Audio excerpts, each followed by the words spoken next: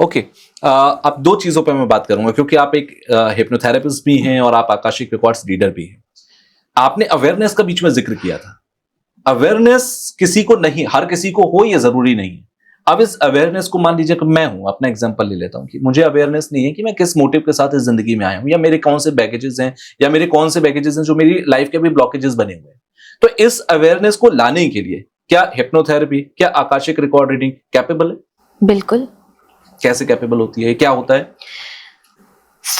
ये सारी जो मोडालिटीज हैं आपको ये याद दिलाने के लिए है कि आपका क्या सोल कॉन्ट्रैक्ट है, आपकी प्लानिंग क्या थी आपके सोल की, क्या पर्पस लेकर आए, किसी इंडिविजुअल के साथ में क्या आपका सोल रहा, लाइफ के चैलेंजेस क्या है, लाइफ की ब्लेसिंग्स क्या है, लाइफ के हर्डल्स क्या होंगे। ये सारी चीजें आपको याद दिलाकर उसको आपके माइंडसेट में फिक्स करने के लिए ही ये मोडालिटीज यूज की जाती है। ओके। कि दिस इज, ये एक्चुअली आपके लिए अगर मैं इजी भाषा में बोलूं तो it is like a road map, कि आपको ये बता देंगे कि आपने गूगल चला दिया बट उसमें ना आप भटक गए डायरेक्शन पे, गलत रोड आपने ले ली। तो हिप्नोथेरेपिस्ट, आकाशिक रीडिंग, कोई भी इस तरह की मोडालिटी आपको पकड़ के लाएगी और आपको बताएगी कि ये रोड सही है और इस रोड पे चल के नो डाउट थोड़ी तकलीफें होंगी क्योंकि कॉन्ट्रैक्ट है आपका, लेकिन आपका लाइफ और बर्थ का पर्पस जो है वो आप सर्व कर लोगे। सो जितनी अशांति लेकर आप अभी घूम रहे हो इसमें आपको थोड़ी सी शांति मिल जाएगी। सो हर modality is like a road map for you, आपको दिशा दिखा देगी, दिस इज द डायरेक्शन और इस पे आपको चलना है। अच्छा, एक चीज होती है जो इंसान की जिंदगी में बार बार होती है, किसी की जिंदगी में कुछ भी हो सकता है। मतलब एक है जो अपने, अगर मान लो रिलेशनशिप में धोखा खा रहा है तो वो बार बार धोखा ही खाता जा रहा है। एक होता है जो अपनी लाइफ के अंदर बहुत फोकस्ड है, उसे पता है कि उसे क्या करना है। क्या ये सारी चीजें, आकाशिक रिकॉर्ड रीडिंग की मैं बात करता हूं, आकाशिक रिकॉर्ड रीडिंग से पॉसिबल होता है कि किसी को अपनी लाइफ का मोटिव, उसे ये पता लग जाए कि उसके ब्लॉकेजेस क्या हैं। एक रोड मैप का क्योंकि आपने जिक्र किया, तो रोड मैप अगर पता लग गया तो उसके बाद तो आपको सिर्फ रिएक्ट करना है कि आप कैसे रिएक्ट और रेस्पॉन्ड कर रहे हैं, वो मैटर करता है। तो क्या ये आकाशिक रिकॉर्ड रीडिंग से पॉसिबल होता है कि कोई भी आदमी अपने लाइफ के मोटिव, अपने ब्लॉकेजेस को पता कर पाए? यस। ये कैसे पॉसिबल होता है? ओके, अब मैं आपको एक केस स्टडी के तौर पे समझाती हूँ। So this is about a soul contract between two families. ठीक है। सो अभी रिसेंटली ये रिजॉल्व हुआ है तो मैं आपको ये बताती हूँ। सो एक मेरे क्लाइंट है, उन पे 2 साल से हम she is taking a reading. उनके घर में जब उनकी रीडिंग हुई थी तो पहला क्वेश्चन जो मैंने उनसे पूछा, मैंने उनसे यही पूछा कि आपकी और आपके फैमिली, मतलब आपकी मैटरनल पैटर्नल फैमिली और आपकी एक्सटेंडेड फैमिली के बीच में कोई कनेक्शन नहीं है, तालमेल नहीं है? She said no. और मेरी लाइफ का प्रॉब्लम ये है कि मेरे जो इन-लॉज हैं वो मुझे अलाउ ही नहीं कर रहे हैं कि मैं अपने पेरेंट्स के साथ में रिलेशन रखूं, ना मेरे हस्बैंड को अलाउ करें ना मुझे अलाउ करें। So that was all about the past life revenge kind of thing going between these two families. Okay. इसने, इस सोल ने उसको खत्म करने की जिम्मेदारी ली थी। That was the soul contract of this lady in this birth. उन्होंने अपनी पूरी कोशिश की, वो कहीं से कहीं तक एक दूसरे को जानते नहीं थे, सिटी सेम नहीं है, पढ़े नहीं है, कुछ तो कनेक्शन होना चाहिए ना कि आपने आपस में शादी कर ली। उनका कोई कनेक्शन नहीं था। ऐसे ही एक बार 2 महीने के लिए कहीं रेंट का मकान लेकर दोनों फैमिली आसपास रही और उसके बाद चली गई। वो 2 महीने में उन लोगों की शादी फिक्स हो गई। शादी के बाद की कंडीशन ये थी कि अब 2 फैमिली आपस में बात नहीं कर रही। शी ट्राइड अ लॉट कि ठीक हो जाए, ठीक हो जाए, ठीक हो जाए। रीडिंग्स की उसके बाद कई हद तक चीजें सॉर्ट आउट हुई। एटलीस्ट उसके जो हस्बैंड है उन्होंने बात करना स्टार्ट की थोड़ी बहुत। बट व्हाट हैपेंड, इसमें एक और मेजर किसी का कंट्रीब्यूशन था। That was the role of her father in law. That was also soul contract between the father in law and the daughter in law. Ultimately हुआ ये कि दैट सोल डिसाइडेड कि ऐसे नहीं ठीक होगा। समथिंग, किसी कोई होता है ना कि आपको किसी चीज को एक्सेप्ट करने के लिए एक शॉक देना पड़ता है। So untimely father in law died without any medical thing. कोई उनको कोई डिजीज नहीं, कुछ नहीं, ऐसे ही एक दिन सडनली ही डाइड। और ये अभी हुआ है 6 महीने पहले और अब उनके घर की सिचुएशंस बिल्कुल नॉर्मल है। ओके, एक व्यक्ति के एंड से सारी problem sort. That was a soul contract. कई बार सोल ये चूज करती है, एक टफ स्टेप लेती है ये समझाने के लिए कि आप यहाँ पर ये रिजॉल्व करने आए। यही तो सोल कॉन्ट्रैक्ट होता है। यही, इसी में रीडिंग्स आपको हेल्प करती हैं। अच्छा, सोल कॉन्ट्रैक्ट पिछले जन्म के कर्मों पर डिपेंड करता है या ये डेथ के बाद सोल चूज करती है कि मुझे किस फैमिली में जाना है, मेरी नेक्स्ट बर्थ में वाइफ कौन होगी या हस्बैंड कौन होंगे, मेरे भाई बहन कौन होंगे, मेरे माता पिता कौन होंगे, ये सब क्या एक स्पिरिट या एक सोल चूज कर सकती है या ये एक नेचुरल प्रोसेस है कि आपको यही मिलना है? नहीं, ये नेचुरल प्रोसेस बिल्कुल नहीं है, ये आप खुद चूज करते हैं। ओके। सो क्या होता है आफ्टर डेथ, आपकी दिस लाइफ जो हम अभी यहाँ पर फिजिकल बॉडी के साथ में रह रहे हैं is an school for us. Okay. हम यहाँ पर पढ़ाई कर रहे हैं, पढ़ाई करके हम चले जाते हैं अपने घर की, हमारी पढ़ाई लिखाई कंप्लीट हो गई। अब वो soul world is our house, home calling. जब हम यहाँ पर अपना बर्थ का एंड करके जा रहे होते हैं तो वहां पर हमारी सोल फैमिली रहती है टू वेलकम अस, लेने आती है। जैसे हमारा ग्रेजुएशन हुआ और हमारी फैमिली बड़ी खुशी से लेने आई कि वाओ तुम्हें सर्टिफिकेट मिल गया, यू पास्ड, राइट। तो सेम इमोशन के साथ में आपकी सोल फैमिली वहां पर वेलकम करने आपको आती है और तब आप बैठ के रिव्यू करते हो कि क्या करने गए थे और क्या किया। हम सबके पास में एक बड़ा सा बस्ता होता है जिसे हम बोलते हैं संचित कर्म। ठीक है। संचित कर्म मतलब ओवरऑल आपके जो भी एक्शंस, रिएक्शंस, पैटर्न्स आपके रहे, उसका एक बड़ा सा लेखा जोखा आपके पास होता है, हर सोल को पता होता है। ओके, उसमें से हम थोड़ा थोड़ा थोड़ा थोड़ा हर बर्थ में लेकर आते हैं उस बैग को हल्का करने के लिए। ओके, तो उसमें से हम प्रारब्ध लेकर आए कि इस बर्थ में हम प्रारब्ध, ये वाला मान लीजिए कि आपको इस बर्थ में पेशेंस सीखना है फॉर एग्जाम्पल। ठीक है। तो अब आपने प्रारब्ध में से वो थोड़ा सा संचित कर्मा निकाला कि ये अभी तक ये वाला चैप्टर मैंने खोला ही नहीं, लर्न ही नहीं किया। अब उसके अकॉर्डिंग आप ऐसी फैमिली चूज करोगे जो शुरू से ही घर में माहौल अजीब होगा, मदर फादर के बीच में लड़ाई झगड़े हो रहे होंगे, कोई फ्रेंड नहीं होगा, कुछ नहीं होगा। वहां से छोटा सा बच्चा पेशेंस लर्न करना सीखता है। सो वो सोल ने खुद चूज किया कि मुझे एक बर्थ में ये भी सीखना है, तो उसके अकॉर्डिंग मैंने अपनी फैमिली चूज की, कार्मिक रिलेशंस चूज किए, कार्मिक एंटेंगलमेंट्स चूज किए। ऐसे हम अपना रोड मैप बनाते हैं। सेम चीज वही संचित के अकॉर्डिंग, जो आप संचित में से जब प्रारब्ध लेके आते हो उसके अकॉर्डिंग आप अपनी कुंडली में ग्रह दशा लेकर आते हो, प्लैनेट्स लेकर आते हो। यानी कि किस टाइम पर कोई पैदा होगा, जिस सेकंड पे वो पैदा हो रहा है उसकी, उस हिसाब से उसकी कुंडली बन रही है। लेकिन ये हम जो सोचते हैं कि बहुत नेचुरल है कि बच्चा इस वक्त पे पैदा हुआ इसलिए उसकी ये कुंडली बन गई, ये नेचुरल नहीं है। कि नेचुरल नहीं है। जिस सेकंड पे वो पैदा हो रहा है और जो कुंडली बन रही है, बेसिकली ये उसका प्लान है कि मैं सेकंड पर आऊंगा और ये कुंडली बनेगी। Yes. Okay, so after the, जब भी वो पैदा हो रहा है और जो भी वो संचित कर्म लेकर आया और जिस कर्मों के हिसाब से वो आगे की जर्नी अपनी लाइफ की जिएगा नए जन्म के अंदर, उसके अंदर जो हर्डल्स उसके हैं, उसके अंदर, क्योंकि कोई भी सोल होगी वो हर्डल्स तो चूज नहीं करेगी, तो जो हर्डल्स उसको मिल रहे हैं, जो उसको चैलेंजेस मिल रहे हैं लाइफ के अंदर, वो कहां से आ रहे हैं फिर?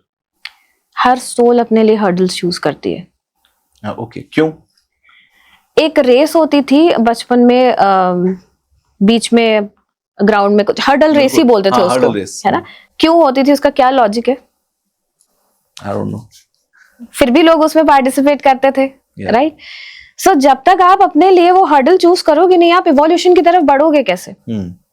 वो हर्डल चूज करके जब आप नीचे आते हो, उस पेनफुल लाइफ को, ट्रॉमेटिक लाइफ को आप जियोगे कैसे?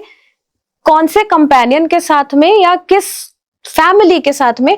तब आप अपनी फैमिली चूज करते हैं। सो हर्डल हर सोल चूज करता है क्योंकि अल्टीमेटली हमें इवोल्यूशन की तरफ जाना है। So there are two aspect of this thing कि पहला, आप क्यों आते हो बार बार?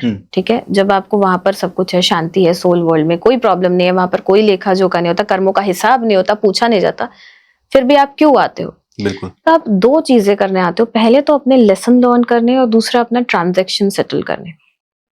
ठीक है, ठीक है। अब आप जब लेसन लर्न करोगे तभी तो करोगे जब आपकी लाइफ में हर्डल्स आएंगे, जब आप टेस्ट दोगे तभी तो आप एग्जाम में पास करोगे। तो हर सोल अपने लिए हर्डल चूज करके आती है, क्योंकि जब तक वो हर्डल पार नहीं करेगी तब तक वो पास नहीं करेगी। Okay, so this is a theory of evolution all together. अच्छा, एक चीज और मुझे बताइए, कहते हैं कि जैसे मान लीजिए मेरे फैमिली मेंबर्स हैं या कपल हैं, आपस में इस जन्म में साथ हैं, क्या अगले जन्म में भी वही फैमिली या वही कपल आपस में मिलते हैं? ऐसा जरूरी नहीं है। अगर आपका ट्रांजैक्शन आपस में एक दूसरे के साथ में खत्म हो गया हो तो अब है तो आपकी सोल फैमिली किसी ना किसी रिलेशन के साथ में तो आपको मिलेगी, बट जरूरी नहीं है कि वो कपल के साथ में मिले। ओके, तो कोई और रिलेशन भी आपका हो सकता है, कोई और पिछले रिलेशन जन्म में भी हो आप सकता है। हस्बैंड वाइफ हो, इस जन्म में आप कुछ और रिलेशन में भी मैं आपको एक केस स्टडी के तौर पे बताती जी। हूँ। सो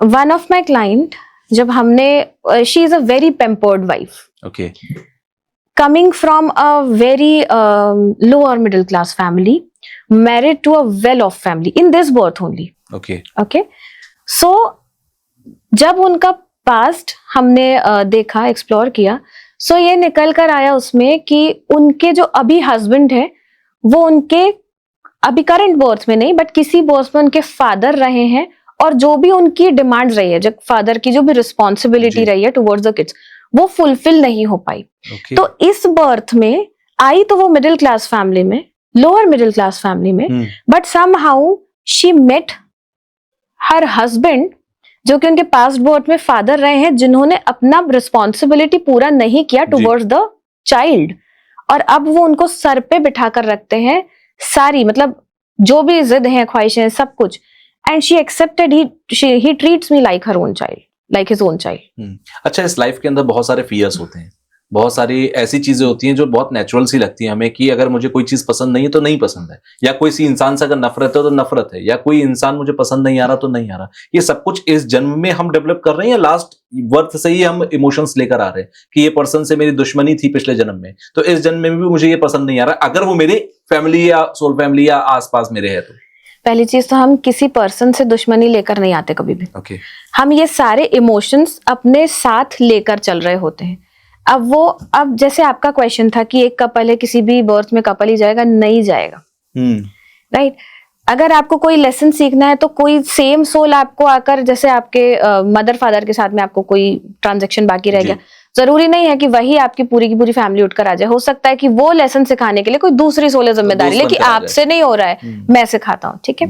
तो ये जो नफरत है is an emotion, revenge is an emotion, depression is an emotion. ये ट्रांसफर होता है, ये हर बर्थ में ट्रांसफर होता है अगर आपने हील नहीं किया। सोल बदला लेने आती है, बदला लेने, जैसे बहुत सारी जगहों पर कहा जाता है कि भाई मान लीजिए किसी का मर्डर हो गया, अब सोल को तो पता है मेरा मर्डर किसने किया, तो क्या वो अगले जन्म में बदला लेने की कोशिश करेगी? ये बदला और दुख, तकलीफ, रिवेंज, ये वहां नहीं होता। ओके, ये यहीं पर आकर होता है। ऐसा नहीं है कि सोल बदला लेगी। अंडरस्टैंड कि मान लीजिए मैंने किसी का मर्डर कर दिया, मुझे पता है अब मैं जब नेक्स्ट बर्थ में आई तो मैं उस गिल्ट के साथ आई। अब वो लेसन मेरा तो रह गया ना अधूरा, कि मैंने किसी को मारा, that was a bad action taken by me, तो मेरा वो रह गया अधूरा। और कोई एक सोल आएगी जो ये जिम्मेदारी लेगी कि मुझे ये तकलीफ से गुजरना पड़ेगा, तब मैं सीखूंगी जो मैंने किया था वो गलत है। तो सोल आपस में एक दूसरे को ना हेल्प कर रही होती है टू इवॉल्व मोर। ओके, तो ये बदला जैसी, लड़ाई झगड़ा जैसे इमोशन सब यही छोड़कर जाते हैं। अच्छा, जो लोग सुसाइड करते हैं वो सुसाइड क्यों करते हैं? क्या ये उनका इस जन्म का एक, और क्या ये सुसाइड की जो फीलिंग है, क्योंकि आपने एक मिड जर्नी में ही आपने अपनी जर्नी को एंड कर लिया, क्या ये इसी तरीके का है और ये नेक्स्ट बर्थ में उसको रियलाइज होता है? मेरे दो सवाल हैं कि सुसाइड कौन करता है और क्या नेक्स्ट बर्थ में ये उसको रियलाइज होता है कि मैंने कुछ गलत किया था? सुसाइड जनरली ऐसे सोल करती हैं जो लो वाइब्रेशंस पर हो, जैसे हमने बिल्कुल स्टार्टिंग में डिस्कस किया था कि वो छोटा बच्चा जिसको हर चीज की जल्दी है, तो उसको इस चीज की भी जल्दी है, इस चीज की तकलीफ भी है कि मेरे साथ ही बुरा हो रहा है, और इस चीज की जल्दी भी है कि इससे ज्यादा मुझे बुरा देखना ही नहीं। तो मैंने ये स्टेप ले लिया कि मैं ये बर्थ अपना एंड कर दूंगा, ये साइकिल अपना खत्म कर दूंगा, बिकॉज अवेयरनेस नहीं है। सो बट जो सोल ये चूज करती हैं कि अभी हमको इस बर्थ से भाग जाना है, that is an exit, early exit, ठीक है, ये प्लान में नहीं था, आपने चूज किया, वो या तो इसी रेल्म में कहीं रह जाती हैं एज एन एस्ट्रल बॉडी, या फिर कम टाइम के लिए, कई बार आपने देखा होगा ना कि किसी की एज 10 साल 15 साल होकर उसकी डेथ हो गई। सो वो सोल जिन्होंने किसी बर्थ में सुसाइड किया है, अर्ली एग्जिट चूज किया है, वो अपना टाइम स्पैन उस पहले के बर्थ का पूरा करने के लिए दोबारा आती हैं। जब उनका टाइम हो जाता है वो यहाँ से चली जाती हैं। यानी कि जो शॉर्ट लाइफ जीते हैं लोग, कि भाई किसी की डेथ 12 साल के बच्चे की डेथ हो गई, 15 साल के बच्चे की डेथ हो गई, जो शॉर्ट लाइफ जी के जा रहे हैं, वो कहीं ना कहीं लास्ट बर्थ के बैगेज है जो, या फिर स्पैन अपने बर्थ का कंप्लीशन किए बिना चले गए, तो वो अपना टाइम कंप्लीट करने आए, और फिर जब हो गया अब चले जाएंगे, दोबारा आएंगे एक नए बर्थ के साथ। अच्छा, थोड़ा सा मैं ब्लैक मैजिक का एंगल लेकर आऊंगा यहाँ पर, वो इसलिए क्योंकि आपने कहा कि या तो आप नेक्स्ट बर्थ में जाएंगे उस स्पैन को पूरा करने के लिए, या फिर आप एस्ट्रल बॉडी में रह जाएंगे। तंत्र मंत्र और इसमें ब्लैक मैजिक में जब हम जाते हैं तो हम देखते हैं कि भाई ये बहुत बार सुना जाता है कि जो तांत्रिक होता है वो ऐसे एस्ट्रल बॉडी, जो आत्माएं जिन्हें हम बहुत लेमन लैंग्वेज में बोलते हैं भटकती हुई आत्मा, उन आत्माओं को अपने कब्जे में करता है और उससे फिर तंत्र मंत्र की बाकी चीजों को करता है। तो क्या ये वही लोग होते हैं जो एक सेटिस्फाइड सोल्स मैं बोलूंगा, जिनको ये तांत्रिक अपने कब्जे में लेते हैं किसी भी तरीके से और फिर अपने काम कराते हैं? तो ये क्या वो सोल्स होती है? ये वो सोल्स होती हैं। अगेन जो लोग सुसाइड कमिट करते हैं वो इस, और यहाँ से उन्होंने ट्रेवल नहीं किया, एस्ट्रल फॉर्म में यहाँ पर रुक गए। अब उनके साथ में क्या इमोशन है? अगर एंगर है, बिल्कुल एंगर रह गया लास्ट में सुसाइड करते वक्त, किसी के साथ में ग्रज रह गया, एंगर हो गया, तो ये सोल बहुत इजी टेमेबल होती हैं कि आपने इनको यूज कर लिया और ये लाइक जो हम बोलते हैं ना कि किसी के ऊपर भेजी गई जिन और ये सारी चीजें, बिल्कुल ये सोल इस तरह की प्रक्रिया में फिर इनका मिस यूज किया जाता है। बहुत सारे हम जगहों पर देखते हैं, रिलेशनशिप्स में खास तौर पर देखते हैं कि किसी भी वशीकरण, सम्मोहन, ये बहुत कॉमन सी प्रैक्टिसेस हैं जो की जाती हैं और बहुत ज्यादा इसको देखा भी जाता है। क्या ये रिलेशनशिप्स में भी ब्लैक मैजिक की चीजें आती हैं? वहां पर भी इन सब चीजों का जिक्र होता है? रिलेशनशिप्स के बीच में भी लोग करते हैं ऐसी केसेस स्टडीज? आपके पास क्लाइंट्स आए कभी? बहुत करते हैं। अभी ये सारी चीजें और ज्यादा हो गई हैं। अगेन वही कि हमने प्रोसेस को बीच में रोक दिया है, हमने सोल जर्नी को इंटरप्ट कर दिया, करना शुरू कर दिया है हम लोगों ने। तो ये ब्लैक मैजिक, वशीकरण जैसी चीजें बहुत ज्यादा हो गई हैं। आपका सवाल था कि कोई example. So yes, I have a client जिनके घर के ही एक लेडी ने उनकी पूरी फैमिली पर black magic, and for them black magic is like अ खाना फॉर द सोल, कि अगर उन्हें लगता है कि असर इसका कम हो रहा है तो उसके ऊपर फिर कुछ नया कर देते हैं और वो फिर परेशान रहती। तो पूरी बॉडी में पेन रहता है उनके, बच्ची जो अभी 6 साल की है उसके हेल्थ इश्यूज हैं, हस्बैंड वाइफ की आपस में नहीं पट रही। तो ये घर में एक चीज आपको बताऊं मैं, जो ब्लैक मैजिक होती है ना, वो आपके बहुत नियर एंड डियर वाले ही करते हैं आपके साथ में। आपको सबसे ज्यादा हार्म वही करेंगे जो आपके बहुत करीब के होंगे। ऐसे आपने अपनी क्लाइंट्स के साथ या फिर केसेस, मैक्सिमम केसेस में ऐसा होता ही है। अच्छा, एक चीज और भी निकल कर सामने आती है, जिस बात का आपने जिक्र किया था कि जो तांत्रिक होते हैं, जिनका आपने जिक्र किया कि जिन हो गए या किसी भी तरीके की एंटिटी को वो अगर किसी चीज पर लगाते हैं, किसी टास्क पर लगा देते हैं कि भाई इसकी जिंदगी में ये भूचाल मचाना है, तो क्या ये एंटिटीज जो आपने बताया कि भाई जो एस्ट्रल बॉडीज में अभी ट्रैवल कर रहे हैं, उन लोगों को कर लिया, इससे उनको क्या फायदा है? उन बॉडीज को क्या फायदा है? कोई ना कोई तो कॉन्ट्रैक्ट वो करते होंगे ना तांत्रिक के साथ, क्या कोई कॉन्ट्रैक्ट के तहत वो उनके काम निपटाते हैं? इसको इस तरीके से समझिए कि पहली चीज तो black magic and entities, these are two different thing. Okay, entities is कि जैसे कई बार किसी को प्रेजेंस फील होती है, तो वो सोल आपको प्रेजेंस फील करवा रही है बिकॉज आप उसके एरिया में एंटर हो गए हो। जैसे आपके घर में कोई आ जाए अनचाहा सा मेहमान और आपको लगे कि ये नहीं रहना चाहिए यहाँ पे, तो आप किसी ना किसी तरीके से अपने बिहेवियर के थ्रू उसको शो करना स्टार्ट कर दोगे। कर रहा होगा आपने भी कि आपको यहाँ से चले जाना चाहिए, राइट? बिल्कुल। So same goes with entities कि आप उनके एरिया में हैं और आप वो नहीं चाहते आप यहाँ पे रहे, तो वो आपको अपना प्रेजेंस दिखा रही है कि आपको यहाँ से जाना है। उस प्रेजेंस को पहली चीज तो तुरंत मान लीजिए। दूसरी चीज, जो ऐसी सोल होती है जो कंट्रोल की जाती है तांत्रिक के द्वारा, this is not a contract, that's a control. Okay, control होती है ऐसी सोल तांत्रिक के द्वारा, and the contract between them is कि कॉन्ट्रैक्ट बिटवीन द तांत्रिक एंड द सोल कि आप मेरे हिसाब से अभी जो मैं चाहता हूं वो कर लो, and then I will help you to release. Okay, उस सोल को रिलीज करने में वो हेल्प करेंगे, सोल को रिलीज करने में वो हेल्प करेंगे, बट वो डिपेंड करता है किसका कंट्रोल कितना है, तभी ये कॉन्ट्रैक्ट होगा। And the third thing is कि तांत्रिक की जो शक्तियां हैं, जो पावर्स हैं, जो कैपेबिलिटीज हैं, एबिलिटीज हैं, वो इतनी पावरफुल हैं कि सोल डिनाई ही नहीं कर सकती, वो कंट्रोल करेगा और वो कंट्रोल होंगी। अभी आपने बहुत क्लियरली ये बताया कि भाई एक एंटिटी है, एंटिटी की प्रेजेंस अगर कहीं पर फील हो रही है तो आपने कहा कि ये उसकी जगह थी, हम उसकी जगह पर आ गए, इसलिए वो हमसे कह रहा है कि चलो जाओ यहां से। सेकंड नंबर पर आपने कहा कि एक ब्लैक मैजिशियन जो है, जो तांत्रिक है, वो उसको कंट्रोल कर लेता है। मैं पहले पॉइंट पर आ रहा हूं, किसी भी जगह पर कोई एंटिटी की प्रेजेंस फील हो रही है तो क्या कोई आम इंसान के कुछ तरीके हैं जो वो उसे पहचान ले कि भाई ये प्रेजेंस है जो मुझे फील हो रही है एक एंटिटी की और यहाँ से मुझे मूव कर जाना चाहिए, वो आइडेंटिफाई कैसे करे कि हाँ ये एक एंटिटी की ही प्रेजेंस है? नहीं, बहुत अच्छा क्वेश्चन है आपका।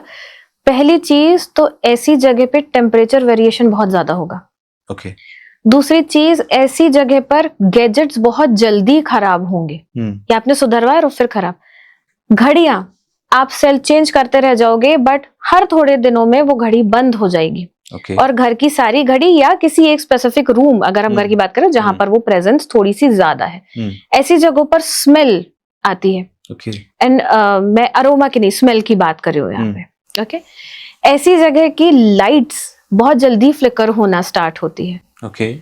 ऐसी जगह पर सीलन बहुत जल्दी आती है। तो ये कुछ साइंस है, ये आप इसको अगर ऑब्जर्व करें तो आपको समझ आएगा कि आप जहां पर भी हैं, आसपास में एंटिटी है या आपके घर में ही प्रेजेंट है, उस प्रेजेंस है उसकी, आप वहां से मूव करिए। अभी आपने इस बात का जिक्र किया कि भाई किसी जगह पर अगर एंटिटी का मूवमेंट है या पोजीशन है तो वो जगह अलग सी फील होगी जिसके सिम्टम्स आपने बताए। अब एक चीज होती है कि किसी जगह पर कोई रहने गया व्यक्ति और वहां पर ऑलरेडी एंटिटी थी और उसका पोजीशन उस इंसान के ऊपर आ गया। किसी इंसान के ऊपर एंटिटी का पोजीशन है या नहीं है, ये कैसे आइडेंटिफाई किया जा सकता है? First point. एंड सेकंड, अगर हुआ है तो फिर उसको कैसे रिलीज करेंगे? Okay, so coming to your first question. So एक क्लाइंट है मेरी, मैं आपको केस स्टडी के तौर पे समझाती हूँ जी, so it will help. Sure. So Banaras में मणिकर्णिका घाट सुना होगा आपने, बड़ा फेमस है आजकल, रील बनाने का एक वो जगह हो गई है लोगों के लिए ना, reel location. So he went there और वहां पर वो यही फन करने, Manikarnika Ghat is then like entertainment, reel बनाने के लिए वहां पर पहुंचे, एंटरटेनमेंट के लिए वहां पर पहुंचे। और जब वहां से वो वापस आए, कुछ चेंजेस उनको अपनी बॉडी में नजर आए। सो उसके बाद से होने ये लगा कि उनकी पूरी बॉडी में पेन रहने लगी। वो 30 साल का बंदा 60 साल के बंदे जैसा दिखने लगा, फेस में रिंकल्स, बाल कम होने लगे, एक्सेसिव हेयर लॉस होने लगा। उसके बाद में रात को नींद नहीं आ रही है, पार्टनर के साथ डिटैचमेंट होने लगा। सो ये बात जब रीडिंग के दौरान ये समझ में आया कि देयर इज समवन जो अपने लाइक उनके ऊपर किसी ने किया नहीं बट उन्होंने कैच कर लिया वहां से। ठीक है। सो इस तरीके से हमने आइडेंटिफाई किया कि उसके साथ में ये प्रॉब्लम है और कहाँ से आया, क्या उसके बाद में उसके साइड इफेक्ट उसको होना स्टार्ट हुए, हम आइडेंटिफाई कर सकते हैं। हम उतारा नहीं करेंगे। उतारा करने के लिए जो लोग होते हैं वो दूसरे होते हैं। सो अगर ऐसा किसी के साथ में है तो इसका उतारा ही होता है और वो ही कराना ठीक है इसके लिए। यानी कि अगर किसी के साथ भी ये सारी चीजें हो रही हैं तो वो इसको इग्नोर ना करें, क्योंकि ये बहुत एक सीरियस कंडीशन हो सकती है। और जो भी इसके एक एक्सपर्ट लोग हैं उनके पास आप जाइए, जिन्हें हम भाषा में तांत्रिक कहते हैं, आप उनके पास जाइए, वो आपको ठीक कर सकते हैं, हील कर सकते हैं इन सारी चीजों से। फ्री करेंगे आपको इन सारी चीजों से, रिलीज करेंगे।